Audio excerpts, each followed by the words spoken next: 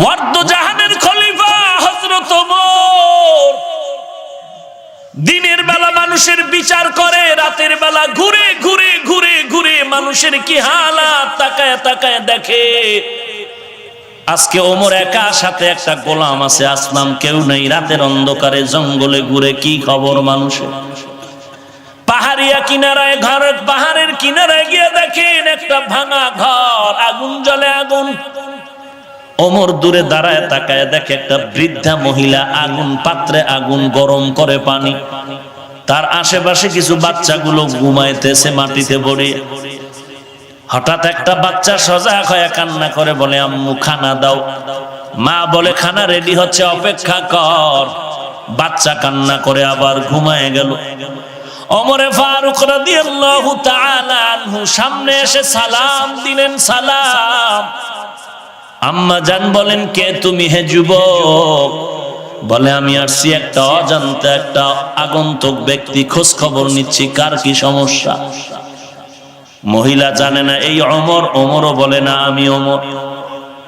মহিলা বলে, ওই যুবক তুমি আমার কি উপকার করবা? তবে একটা কথা শুনো, আমগো দেশ চালায় নাকি ওমর নামের খলিফাতুল মুসলিমিন, তবে আমার মনে বড় কষ্ট।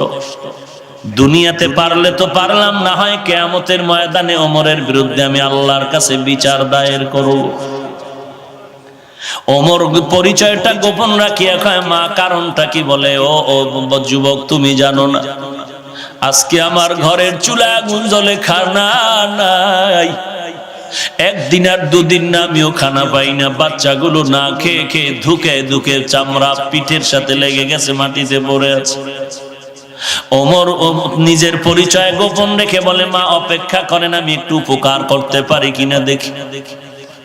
হযরত ওমর গোলাম নিয়ে চলে গেলেন বাইতুল মাল, অর্থ মন্ত্রণালয়। ওমর নিজের হাতে একটা আটার বস্তা রেডি করে গোলাম রে কয়, রে ও গোলাম, এই রাতের মধ্যে আটার বস্তা মহিলার কাছে নিব, আমার মাথায় দে। আসলাম ডেকে বলেন, খলিফাতুল মুসলিমিন, আপনাকে দেখলে শয়তান পালায়া যায়। আপনি অর্ধজাহানের খলিফা, আটার বস্তা আপনি নিবেন না? না, আমি গোলামের মাথায় দেন। ওমর ডাক দিয়ে কয়, আসলাম তুই কি চাও আমি আল্লাহর দরবারে আসামি হয়ে দাঁড়াবো? বলে না না। কয় তাহলে আমার দায়িত্ব পালন করার সুযোগ আমাকে দাও। গোলাম নিরুপায় হয়ে ওমরের মাথায় আটার বস্তা তুলে দিলেন। অর্ধজাহানের খলিফা হযরত ওমর আটার বস্তা নিয়ে মহিলার বাড়ি হাজির। সালাম দিয়া বলেন, আম্মা জান ভেতরে ঢুকেন। মহিলা ভেতরে চলে গেল। ওমর আটার বস্তা নামাইয়া নিজ হাতে রুটি বানানো শুরু করলেন। ওমর নিজ হাতে রুটি বানাইয়া এরপরে বলে, আম্মা জান আটাও রেখে গেলাম, রুটিও রেখে গেলাম, রুটি খান, বাচ্চাদের দেন, আবার শেষ হওয়ার আগে খবর নিব। ওমর যখন বিদায় নেয়, আল্লাহর বান্দি বলে, যুবক একটু দাঁড়াও, আমি আমার কলিজা ভরে তোমার জন্য একটু দোয়া করিয়ে দেই। আল্লাহর বান্দি হাত উঁচু করে বলেন, ও মালিক, আমার দেশে যদি এই যুবকের ক্ষমতায় দিতা, ওমরের দিতা না। ওমর যদি না হয় যুবক হইতো তো আমগো দেশ বেহেশতের বাগান হয়ে যেত। হযরত ওমর পরিচয়টা গোপন রেখে বিদায় নিয়ে চলে গেল। পরের দিন মসজিদে নববীর মধ্যে পরামর্শটাই কেন ওমর ডাক দিলেন, যাও একজন বার্তাবাহক ওই এলাকার মহিলাকে বলো খলিফাতুল মুসলিমিনের দরবারে আসতে। ওমর যখন লোকটাকে পাঠিয়ে দিল, লোক গিয়া যখন বলল, যাও খলিফাতুল মুসলিমিন ডেকেছেন। মহিলা বড় ভাই, গতকালকের ঘটনা বুঝি যুবক ওমরের কাছে বলিয়েই ফলাইছে, আমার আজ ফাঁসি হয়ে যাবে। মহিলা এমন কান্নার আওয়াজ, সন্তানদের থেকে এবার বিদায় নেয় আর বলে, মনের মতো মাকে দেখে নাও, আর জীবনে দেখা হবে না। আজ আমার খলিফাতুল মুসলিমিনের দরবারে হাজিরা হতে হবে, আমার বিচার হবে। কিন্তু এদিকে ওমরের কি হালাত! লম্বা একটা পাগড়ি হাতে নিয়ে ওমর দাঁড়িয়ে আছেন। উপস্থিত পরিষদের কেউ কিছু জানে না কি হালাত। মহিলা আস্তে আস্তে করে ওমরের দরবারে যখন আসিয়া তাকায় দেখলো, আশ্চর্য, গতকাল রাতের সেই যুগ। আপনি এই পাগড়ির মাথাটা ধরেন, আর একটা মাথা দিয়ে ওমরের গলায় পেঁচাইয়া বলে আমাকে রাস্তায় রাস্তায় টানেন, আর আমি ওমরের বিচারটা করেন, এমন ভুল যেন আর জীবনে না হয়। মেহেরবানি করে আমার বিচার করেন, তারপরও চাই দুনিয়াতে বিচার হয়ে যাক, কিন্তু হাসরের ময়দানে যেন ওই আসামের কাঠগড়ায় দাঁড়াইতে না হয়। কারণ কিয়ামতের ময়দান বড় ভয়ঙ্কর, সূর্য মাথার উপরে নেমে আসবে, জমিনটা সূর্যের তাপে তামা হয়ে যাবে, সূর্যের তাপে বেঈমান আর গুনাহগারের মাথার মগজগুলো টাস টাস করে ফেটে যাবে। একদিকে জাহান্নামের আওয়াজ, ওদিকে আমার আল্লাহ চিৎকার দিয়া বলবেন লিমানিল মুলকুল ইয়াউম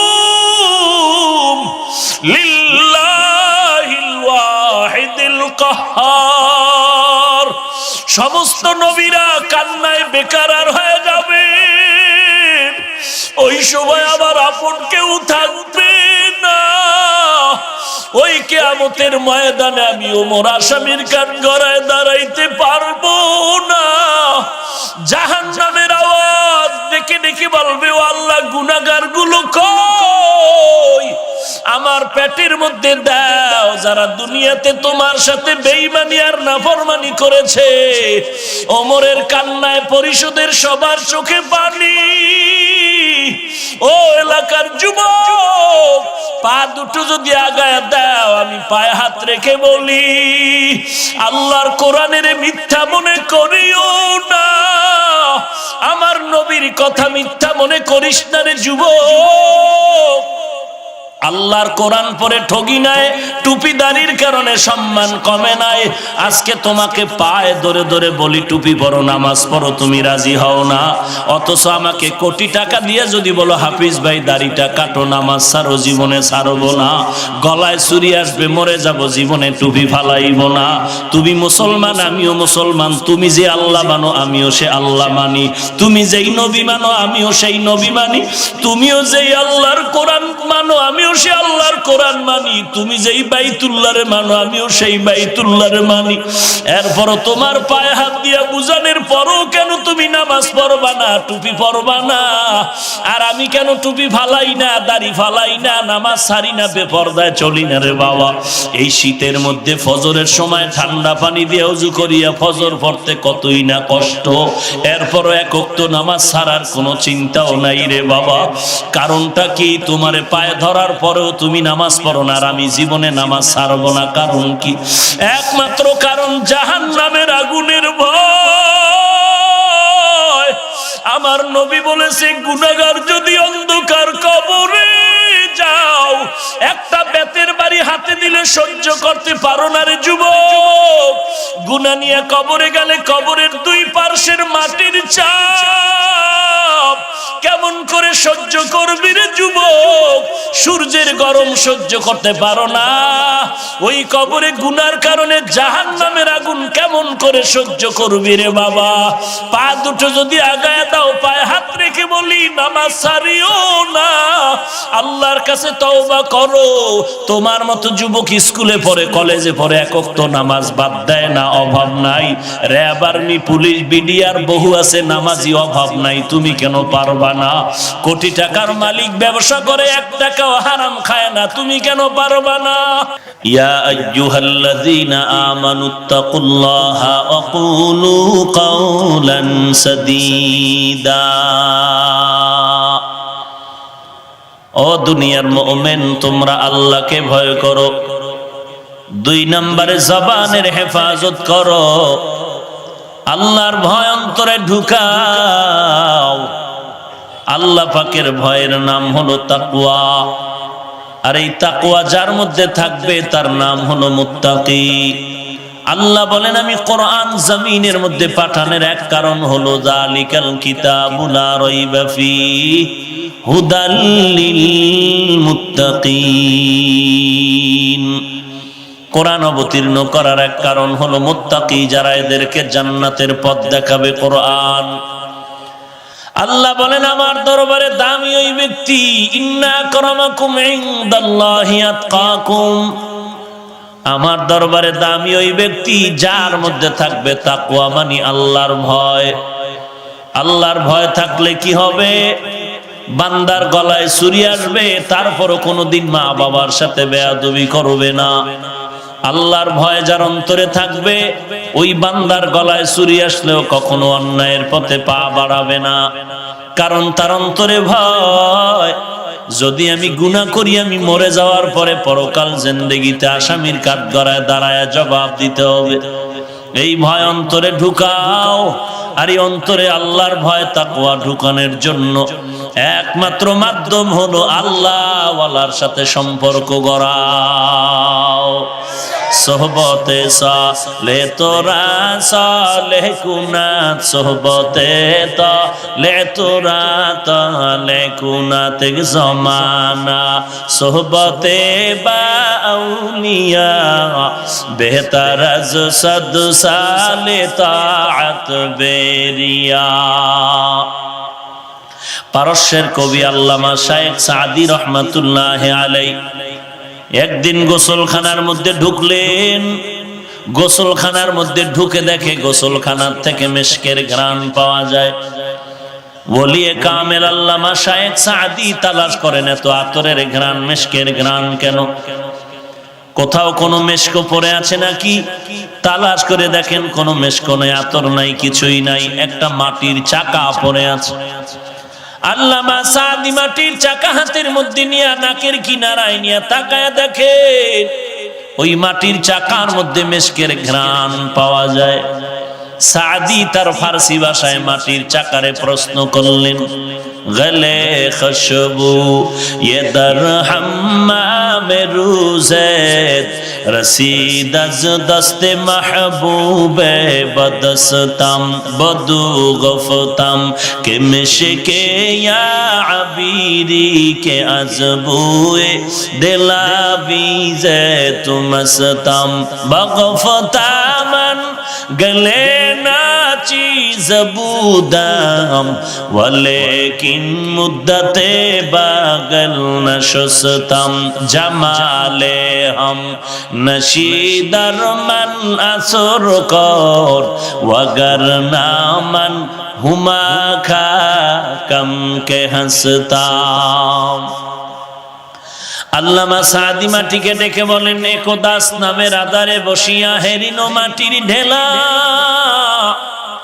হাতে নিয়ে শুকিয়া দেখিলাম রয়েছে সুবাস মেলা। কহিল তাহারে কস্তুরী, ও তুমি, ওগো তুমি কি আতুরদা,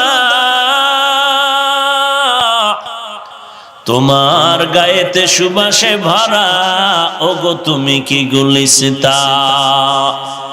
মাটি জবাব দিয়া বলে, কহিল সব কিছু আমি নহি, আমি অতি নিচু মাটি, ফুলের সাথে থাকিয়া তাহার সুবাসে হইলাম খাঁটি। এরে মাটি, তোমার দেখে এত ঘ্রাণ কেন? বলো তুমি কি মিশকো নাকি আতরদা? মাটি ডেকে বলেন, না রে সাদি, আমি মিশকো না, আতর দাও না। তবে আমার মধ্যে এত ঘ্রাণ কেন জানো? আমি একটা ফুলের গাছের গোড়ায় থাকার কারণে ফুলের অ্যাকশন আমার মধ্যে ঢুকে এসেছে।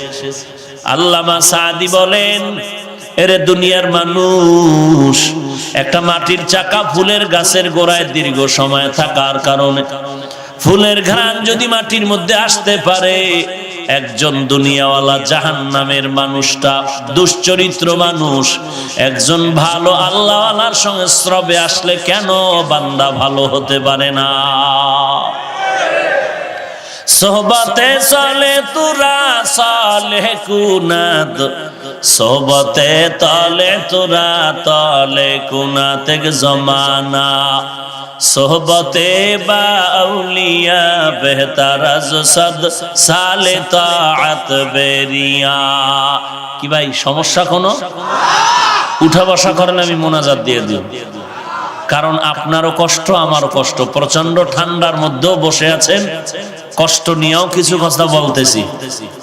আগ্রহ প্রকাশ থাকলে কষ্ট হলেও যাব সামনে, উঠা বসা করে বিশৃঙ্খলা করলে দোয়া করে দেব।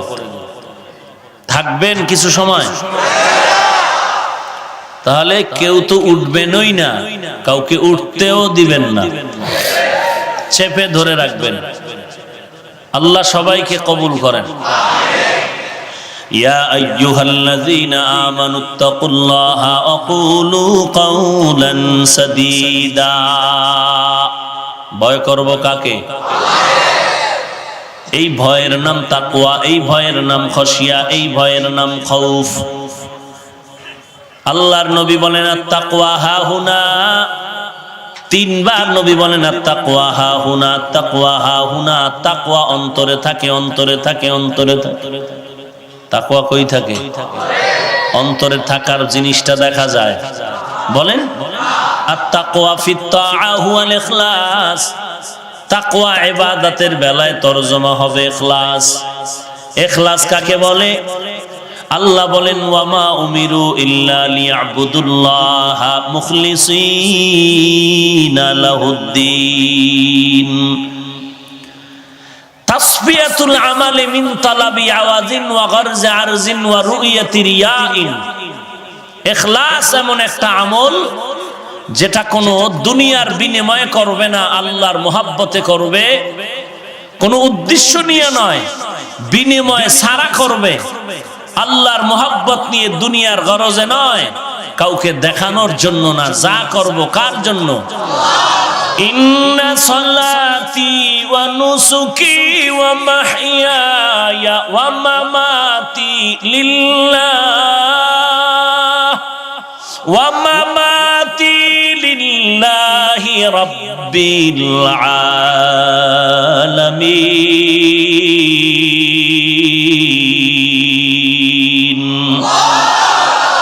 কালামে জিন্দা কুরআনে হাকিম হিকমতে উলা ইয়াজালাসতু কদিম বখা কুরআ কালামুল্লাহ বসনো কদিমাস্তি কদিমাস্তি নইনো। আমার নামাজ, আমার রোজা, আমার যাকাত, আমার হজ, আমার কুরবানি, আমার মরে যাওয়া, বেঁচে থাকা কার জন্য? ওই যে শুরুতে বলেছিলাম, ভুলে গেছেন নাকি? মানুষের জীবনে আসল কতজন বলছিলাম? এক নম্বরে কে? তারপরে কে? আল্লাহ আমার আসল, নবী আমার আসল, আমার মা বাবা ভাই বোন পীর আমার ইমাম, কেউ আমার আসল না, আসল না, আসল না তো কি? তারা বলে বেশি থেকে বেশি তারা আমার আপন। আব্বা আপন, মা আপন, পীর আপন, ওস্তাদ আপন, ইমাম আপন। তবে এখানেও কথাটা ভুলবেন না, আমার পীর সাহেবকে আমি আপন মনে করি, আব্বা আম্মাকে আপন মনে করি। এই যে আমি ইমাম সাহেবকে আপন মনে করি কতক্ষণ, এটাও মনে রাখবেন। আমার পীরকে আমি আপন মনে করি ততক্ষণ, আমার পীর আমার আসল ঠিক রাখবে যতক্ষণ। আসল কে? তারপরে কে? অতএব আমি আমার পীরকে মানি ততক্ষণ, পীর আমার আল্লাহ এবং নবী মানবে যতক্ষণ। যদি দেখি আমার পীর আমার আল্লাহ মানে না, নবীও মানে না, ওই পীরকেও আমি মানি না। ভেজাল আছে কোনো? দালালি আছে? দলাদলি আছে? কথা ক্লিয়ার? আব্বা আমার আপন, পীর আমার আপন, আসল কে? আল্লাহ, আসল কে? নবী। অতএব আমি আব্বাকে মানি, মা মানি, বাবা মানি, সব মানি আপন হিসাবে না আসল হিসাবে? এই যে আপন হিসাবে আমি পীর সাহেবকে মোহাব্বত করি কতক্ষণ? কতক্ষণ? আমার আল্লাহ এবং নবী মানবে যতক্ষণ। এই কথা যদি আপনারা দিলে রাখেন, তাহলে কোনো গাঞ্জাখোর পীরকে আপনি পীর মানবেন না। সিনেমা হল আসেনি বাংলাদেশে? সিনেমা হল যুবকেরা খাও না কেন? সেখানে জিকির আজকার হয়, কি হয়? গান বাজনা হয়, বেপরদার নাচ, ঠিক নি? এই গান বাজনা আর বেপরদার নাচ যদি কোনো পীর সাহেবের দরবারে হয়,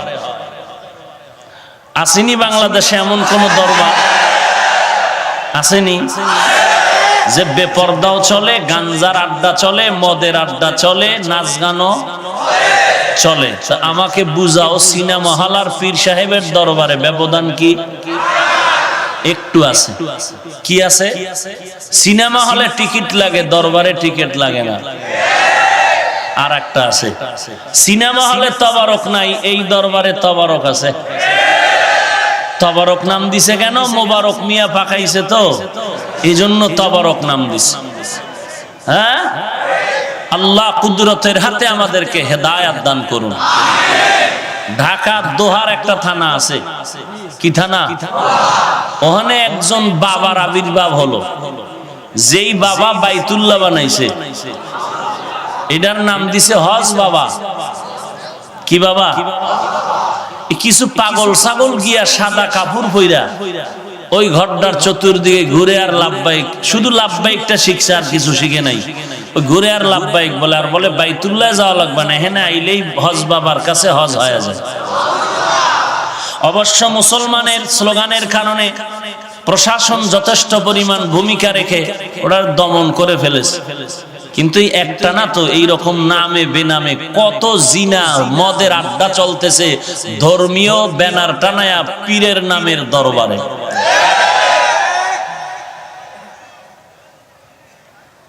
সমস্যা হয় না কি? আবার আসিও তো এই দরবারওয়ালা এক থানায়,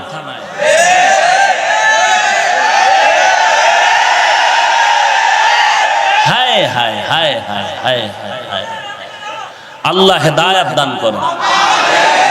সব ভেজালের মূলে দুর্বলতা কয়টা? এক নম্বরে ধর্মীয় শিক্ষা নাই, পিসাবেরও নাই, মুরিদেরও নাই। পীরেও কোরআন পড়তে যান। আচ্ছা আমাকে বলেন, কোনো ভেজাল নাই, আমি কোনো পীরের বিরোধী না, আমিও টাক্কা পীরের মুরিদ। আমাকে বলেন, আমার রসুল থেকে বড় পীর সাহেবের কি নাম? আন্দাজি নাই। কেন? খাজা মঈনুদ্দিন, বড় পীর আব্দুল কাদের জিলানী, আর নবীর থেকে বড় না? সবাই একমত। মাইজবান্ডার, দেওয়ানবাগ, রাজারবাগ, কুতুববাগ, সুরেশ্বর নাই, চরমনাই, উজানি, জৈনপুর, ফুরফুরা, সারসিনা, কেউ নাই। ঈসা নবী, তাও না?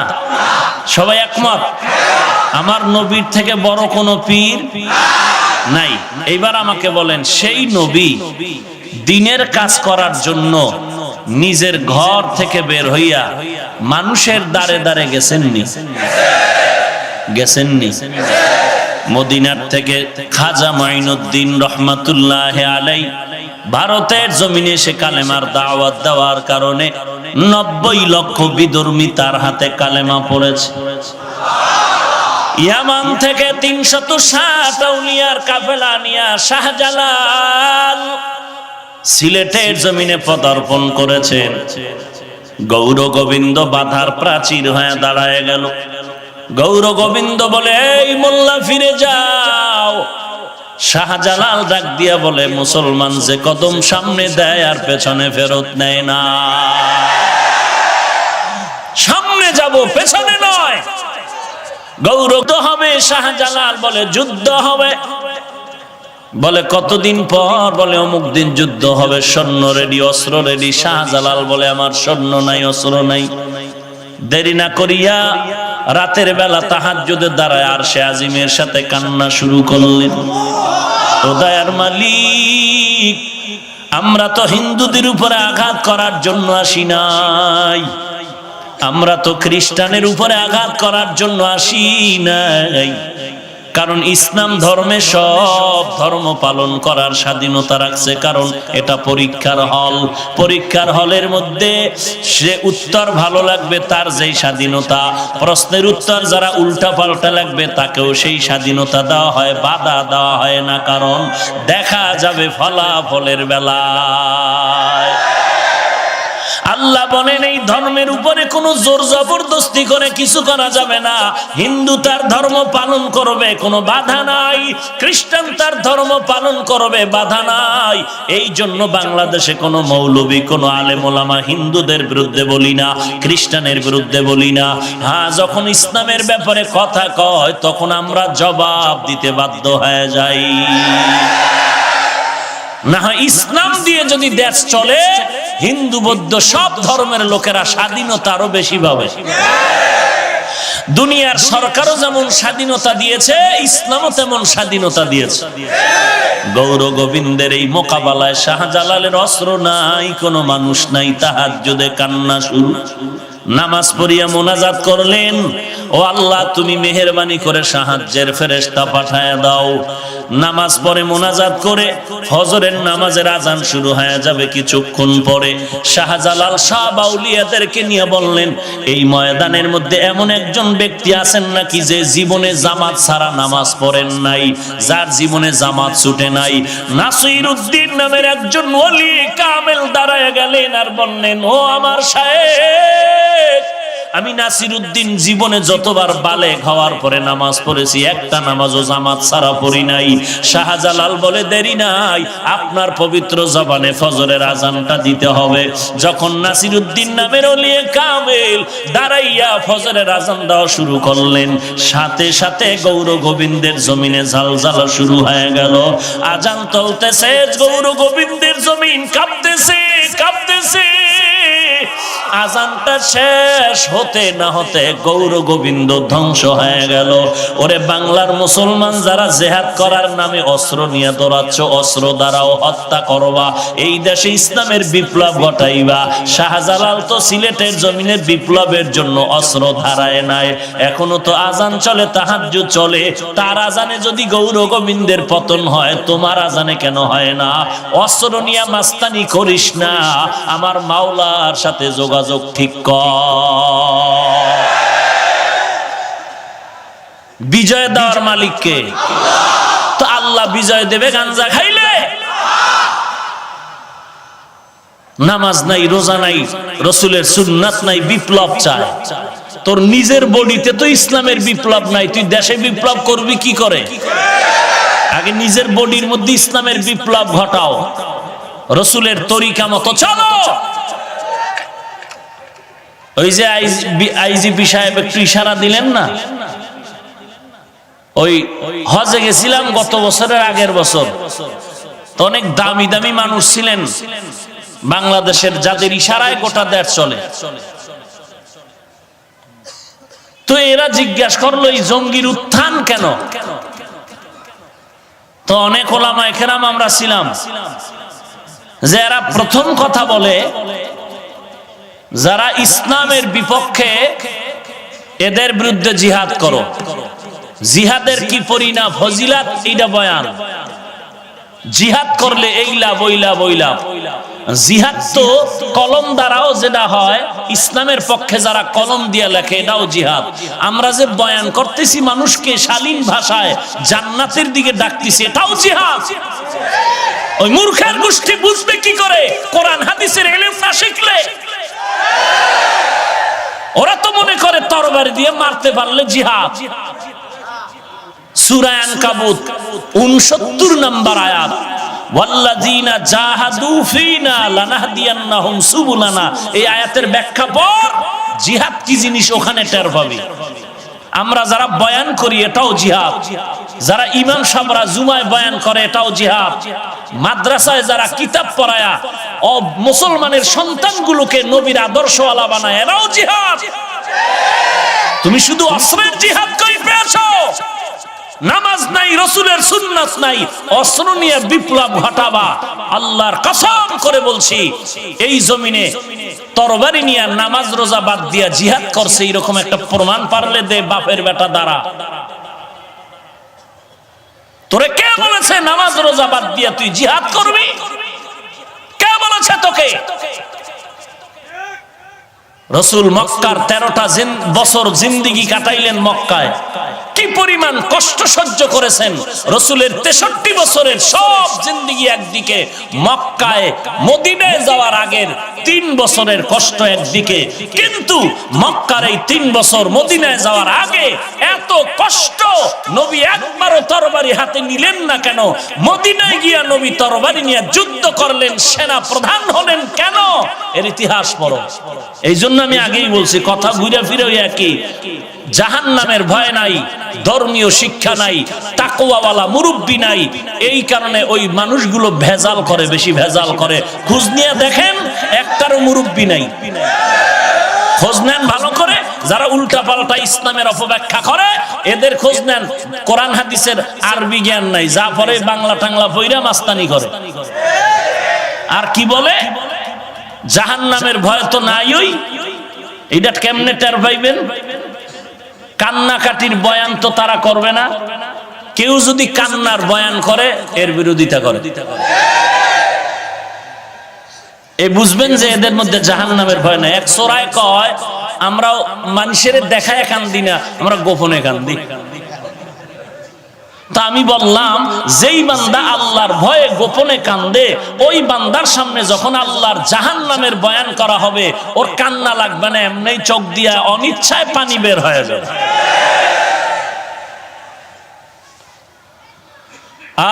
শরীয়তপুরের মানুষকে একবার বলছিলাম যে শরীয়তপুরে শরীয়ত গেল কই? মারেফত লইয়া ঢোল বাজায়, শরীয়ত কই?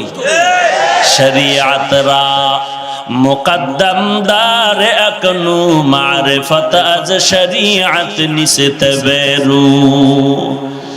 আল্লাহর রাস্তে সবার কাছে ক্ষমা চাই রে ভাই, রাগ করবেন না, বেয়াদবি মনে নিবেন না। কোনো টার্গেট নাই, কিছু নাই। সবাইকে আমি যা বলি একটাই টার্গেট, জাহান্নাম থেকে মুক্তি করতে চাই, জান্নাতে নিতে চাই। জাহান্নামে গেলে বান্দা, জাহান্নামী বান্দা জান্নাতে যাইতে হলে গুনাহ করা যাবে না। ওরে নবীর উম্মতের দল, আর এই গুনাহ থেকে বাঁচার জন্য একটা মেডিসিন আপনার লাগবে, তার নাম তাকওয়া। কার ভয়? وَأَمَّا مَنْ خَافَ مَقَامَ رَبِّهِ وَنَهَى النَّفْسَ عَنِ الْهَوَى فَإِنَّ الْجَنَّةَ هِيَ الْمَأْوَى। আর একটু সামনে আগাই। আল্লাহর ভয় কাকে বলে? ওমরে ফারুক রাদিয়াল্লাহু তাআলা আনহু তরবারি নিয়ে দৌড়ায়, নবীর গর্দান কাটবে। কি পরিমাণ টেররিস্ট, টপ লেভেলের টেররিস্ট হযরত ওমর। কারণ বিশ্ব নবীর গর্দান আনতে যায়, বিশ্ব সন্ত্রাসী ছাড়া কেউ নয়। কিন্তু হেদায়েতের মালিক কে? মান ইয়াহদিল্লাহু ফাহুয়াল মুহতাদ ওয়া মান ইউদ্লিল ফালান তাজিদ লাহু ওয়ালিয়াম মুরশিদা। আল্লাহ বলেন, আমি যাকে হেদায়েত দিব সে হেদায়েত পেয়ে যাবে, আর যার কপাল বড় খারাপ ওই বান্দা তো হেদায়েত পাবেই না। হেদায়েত পাওয়ার মতো কোনো পথ প্রদর্শক জীবনে খুঁজে পাবে না। ওমরের মতো গোলাম রাহমাতুল লিল আলামিনের কাছে গিয়া বান্দা এমন নরম হয়ে গেলেন, যেই ওমর তরবারি নিয়ে নবীর মাথা আনার জন্য দৌড়ায়, ওই নবীর হাতে কি হাত দিয়া ওমর কালেমা পড়ে মুসলমান হয়ে গেলেন। মুসলমান হওয়ার পরে বাইতুল্লাহর কিনারায় তরবারি নিয়ে দাঁড়ায় বলে, রে বেঈমান, ওমরের সামনে দাঁড়ায় যাও। 5 মিনিট আগে ওমর ছিল তোদের বন্ধু, আজ আমি মুহাম্মদের বন্ধু হয়ে গেলাম। আমি ওমরের তরবারি যথেষ্ট বেঈমানের মোকাবেলার জন্য। এই ওমর কেমন এক ব্যক্তি, বালিশে মাথা লাগায়, একটু চিন্তা করবেন। একটা মানুষ মাত্র হযরত ওমর, তারা দেখলে শয়তান অন্যদিকে যায়। বেচারা মদের বোতল নিয়ে হাঁটতেছে, হঠাৎ করে দেখে ওমর আসতেছে, এখন কোন দিকে দৌড় দিবে, ভাগারও জায়গা নাই। মনে মনে বান্দা তওবা করে আর বলে, আর জীবনে মদ খামু না, ওমরের তরবারি থেকে বাঁচাও। কারণ ওমরের এমন মেজাজ, কথার আগে তরবারি রেডি হয়ে যায়। আল্লাহ তুমি ওমর থেকে বাঁচাও। ওমর আসতেছে, লোকটাও যাচ্ছে, কাঁপতেছে শরীর। ওমর যদি টের পায় মদের বোতল হাতে, তো আজকে আমার রক্ষা নাই। ঠিকই ওমর সামনে একা, এই বেটা ওই বোতলের মধ্যে কি? ও কাঁপতেছে, কয় দিকে দে। হঠাৎ তাকায় দেখতেছে আল্লাহর কুদরত, তাকায় দেখতেছে বোতলের মধ্যে, পুরা বোতলের মধ্যে সাদা দুধ। লোকটা জায়গায় তওবা করে মুসলমান হয়ে গেল। সেই ওমর আল্লাহর কেমন ভয় করিয়া চলে। জমিনের মধ্যে নবীর সাহাবায়ে কেরামের মধ্যে 10 জন সাহাবা জান্নাতের ওপেন গ্যারান্টি কার্ড পাইছেন দুনিয়াতে থাকা অবস্থায়। এর মধ্যে আপনারা এই কথা কি আর জানেন নাই? জানেন কয়জন? বলেন তো। 1 নম্বরে কার নাম? 2 নম্বরে কে? ওমর। সেই ওমর জান্নাতের টিকিট পেয়ে কান্না করে, গালের মধ্যে দাগ। ঈদের দিন সবাই ঈদের নামাজ পড়ে আনন্দ করে, ওমর দরজা লাগায় কান্না করে।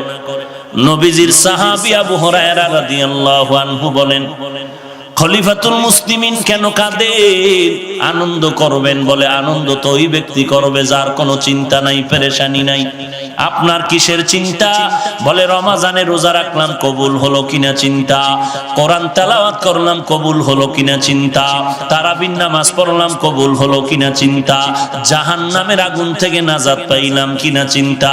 আবু হুরায়রা বলেন, খলিফাতুল মুসলিমিন জান্নাতের 10 জনের মধ্যে আপনি একজন, আবার কেন চিন্তা করবেন? ওমর কান্না করে বলে, ভাই আবু হুরায়রা, যেই আল্লাহ জান্নাতের টিকিট দিয়েছেন, ওই আল্লাহ যদি আমি ওমরের উপরে কোনো কাজের কারণে বেজার হয়, আবার আল্লাহ ওই খবর আর টিকিট ফেরত নিয়ে যেতে পারে।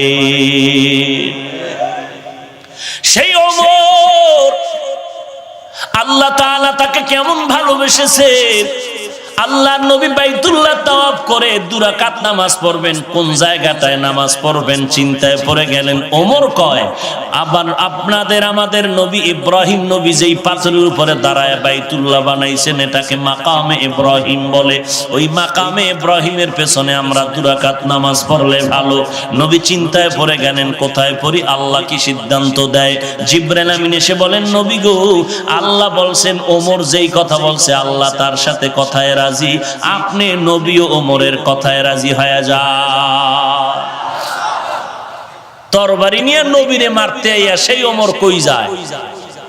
ওয়ার্দ জাহানের খলিফা হযরত ওমর দিনের বেলা মানুষের বিচার করে, রাতের বেলা ঘুরে ঘুরে ঘুরে ঘুরে মানুষের কি হালাত তাকায় তাকায় দেখে।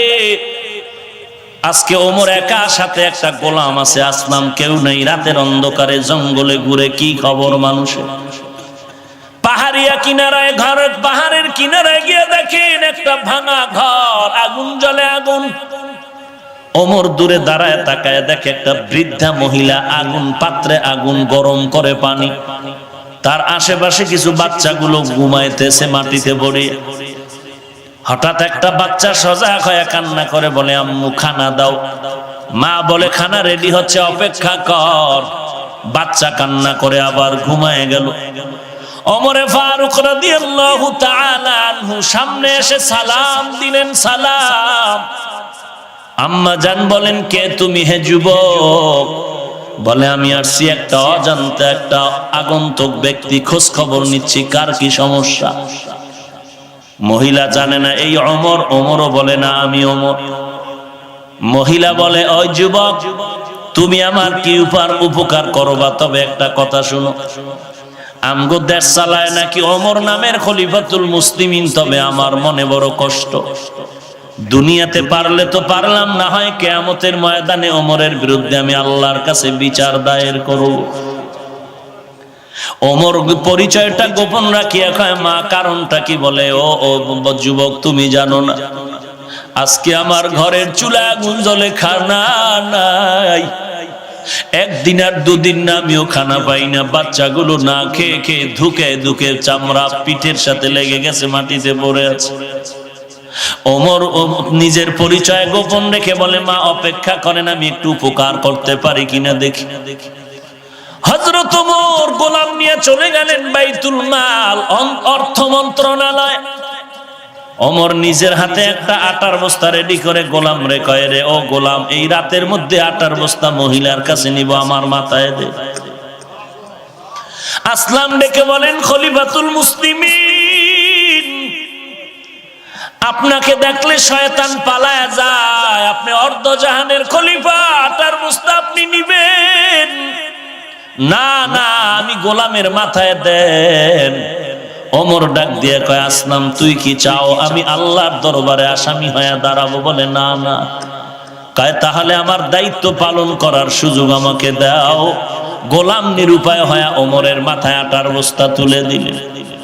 অর্ধ জাহানের খলিফা হযরত ওমর আটার বস্তা নিয়ে মহিলার বাড়ি হাজির। সালাম দিয়ে বলেন, আম্মা জান ভেতরে ঢুকেন।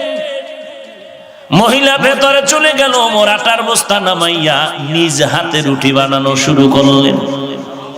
ওমর নিজ হাতে রুটি বানাইয়া এরপরে বলে, আম্মা জান আটাও রেখে গেলাম, রুটিও রেখে গেলাম, রুটি খান, বাচ্চাদের দেন, আবার শেষ হওয়ার আগে খবর নিব। ওমর যখন বিদায় নেয়, আল্লাহর বান্দি বলে, যুবক একটু দাঁড়াও, আমি আমার কলিজা ভরে তোমার জন্য একটু দোয়া করিয়ে দেই।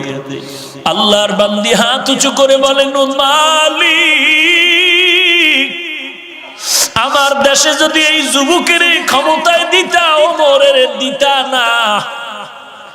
ওমর যদি না হয় যুবক হইতো তো আমগো দেশ বেহেশতের বাগান হয়ে যেত। হযরত ওমর পরিচয়টা গোপন রেখে বিদায় নিয়ে চলে গেল।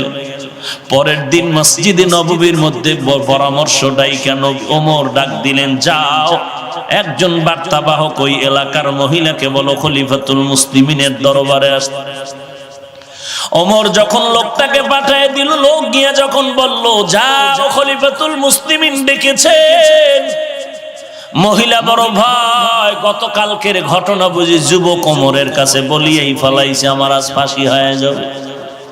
মহিলা এমন কান্নার আওয়াজ, সন্তানদের থেকে এবার বিদায় নেয় আর বলে, মনের মতো মাকে দেখে নাও, আর জীবনে দেখা হবে না। আজ আমার খলিফাতুল মুসলিমিনের দরবারে হাজিরা হতে হবে, আমার বিচার হবে। কিন্তু এদিকে ওমরের কি হালাত! লম্বা একটা পাগড়ি হাতে নিয়ে ওমর দাঁড়িয়ে আছেন। উপস্থিত পরিষদের কেউ কিছু জানে না কি হালাত। মহিলা আস্তে আস্তে করে ওমরের দরবারে যখন আসিয়া তাকায় দেখল, আশ্চর্য, গতকাল রাতের সেই যুগ। আপনি এই পাগড়ির মাথাটা ধরেন, আর একটা মাথা দিয়ে ওমরের গলায় পেঁচাইয়া বলে, আমাকে রাস্তায় রাস্তায় টানেন, আর আমি ওমরের বিচারটা করেন। এমন ভুল যেন আর জীবনে না হয়।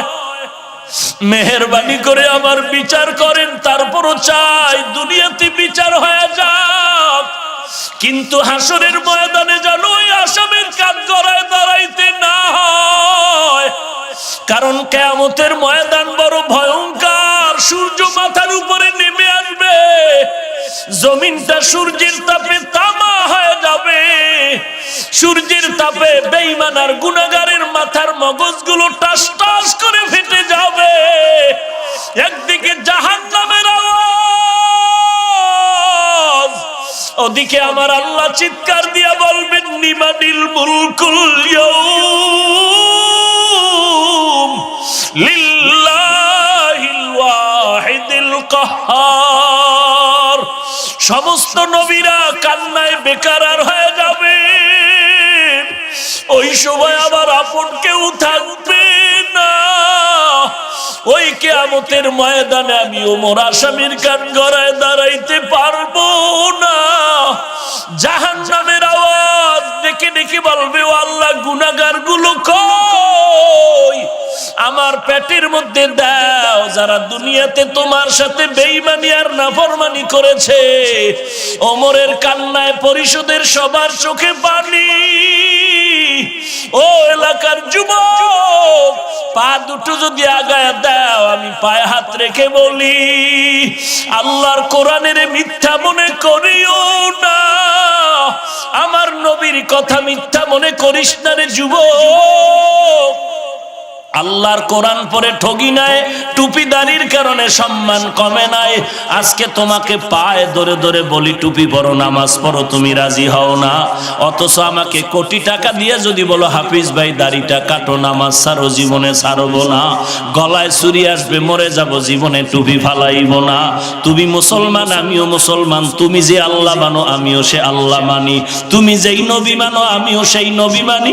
তুমিও যেই আল্লাহর কোরআন মানো, আমিও সে আল্লাহর কোরআন মানি। তুমি যেই বাইতুল্লাহরে মানো, আমিও সেই বাইতুল্লাহরে মানি। এরপরও তোমার পায়ে হাত দিয়া বুঝানোর পরও কেন তুমি নামাজ পড়বা না, টুপি পরবা না? আর আমি কেন টুপি ফালাই না, দাড়ি ফালাই না, নামাজ ছাড়ি না, বেপরদায় চলি না রে বাবা? এই শীতের মধ্যে ফজরের সময় ঠান্ডা পানি দিয়ে ওযু করিয়া ফজর পড়তে কতই না কষ্ট।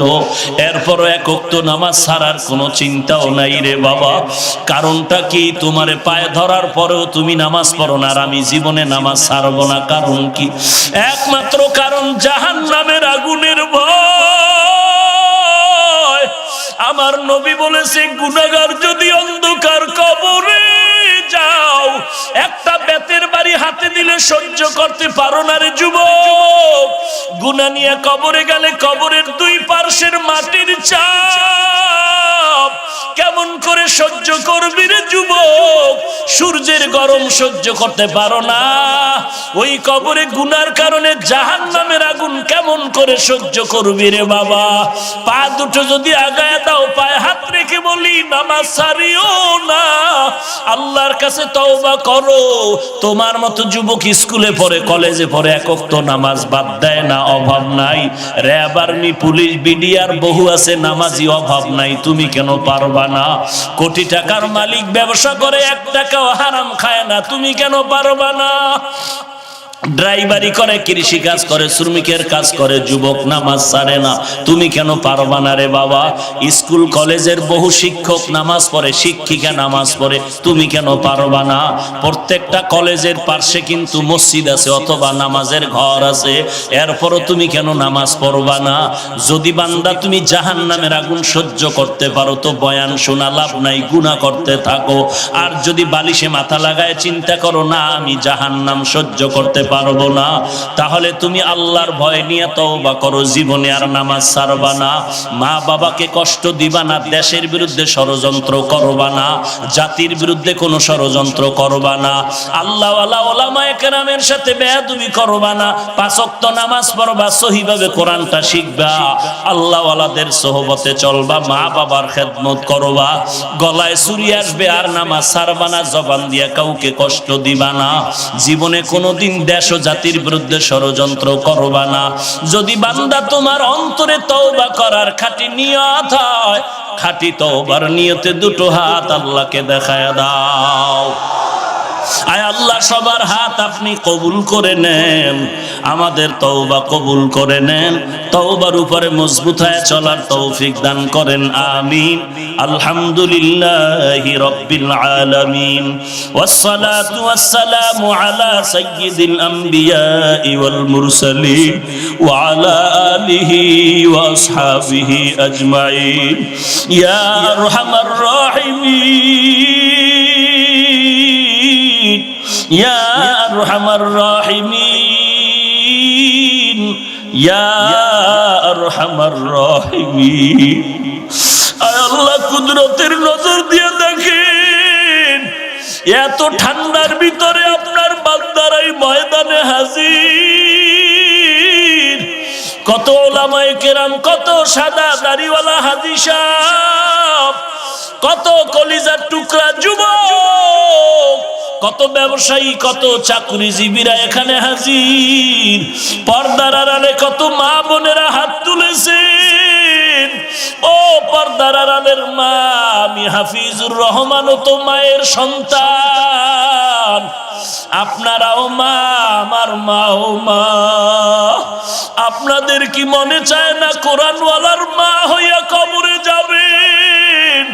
ও বীরদু বাবাজিরা, আপনাদের কি মনে চায় না আপনার সন্তান আপনার জানাজার ইমামতি করবে, আপনারা কোরআনওয়ালা সন্তানের মা বাবা হয়ে কবরে যাবে। ও পর্দার আড়ালের মা, আল্লাহর কাছে তওবা করেন। ও আল্লাহ, কুদরতের নজর দিয়ে দেখেন পর্দার আড়ালের কত মা বোনেরা হাত তুলেছেন। শয়তানের ধোকায় পড়ে গুনাহ করেছি, আর গুনাহ করব না। আয় আল্লাহ, জাহান্নামের আগুন সহ্য করতে পারবো না রে আল্লাহ। এতদিন শয়তানের ধোকায় পড়িয়া যত গুনাহ করছি, দয়া করে ক্ষমা চাইতেছি রে আল্লাহ। মেহেরবানি করে নবীজির মোহাব্বতে আমাদের মাফ করে দেন আল্লাহ। আজকের মাহফিল কবুল করে নেন, আয়োজনকারীদের কবুল করে নেন। আয় আল্লাহ, মাইক লাইট প্যান্ডেল যারা দিয়েছেন তাদের কবুল করে নেন, সময় দিয়ে যারা কাজ করেছেন তাদের কবুল করে নেন। আয় আল্লাহ, টাকা পয়সা সহযোগিতা যারা করেছেন কবুল করে নেন। আয় আল্লাহ, এই মাহফিল কিয়ামত পর্যন্ত হকের ব্যানারে কায়েম রাখেন আল্লাহ।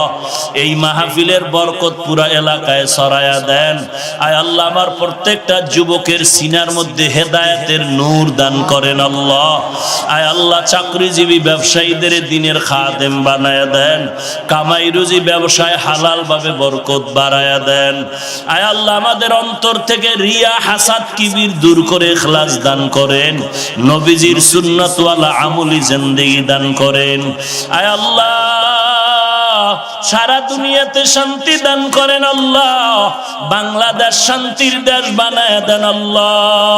এই দেশের রক্ত দিয়া যারা স্বাধীন করেছেন, এই দেশের জন্য যারা জীবনটারে বিলায় দিয়েছেন তাদের মাফ করে দেন। আয় আল্লাহ, দিনের জন্য যারা জীবন দিয়েছে তাদের মাফ করে দেন। এখনো যারা চেষ্টা করে দেশের জন্য তাদের কবুল করে নেন। এখনো যারা দিনের জন্য চেষ্টা করে কবুল করে নেন। জনগণের প্রতিনিধি যারা তাদেরকে দিনদার বানায়া দেন। প্রশাসনিক ভাবে যারা কাজ করে সবাইকে দিনদার বানায়া দেন। বাতিলের মোকাবেলায় বিজয়ী করে দেন। 5 ওয়াক্ত নামাজি বানায় দেন। আয় আল্লাহ, সহিভাবে কোরআন পড়ার তৌফিক দান করেন। আয় আল্লাহ, বাতিলের মোকাবেলায় বিজয়ী করে দেন। ইসলামের ব্যানার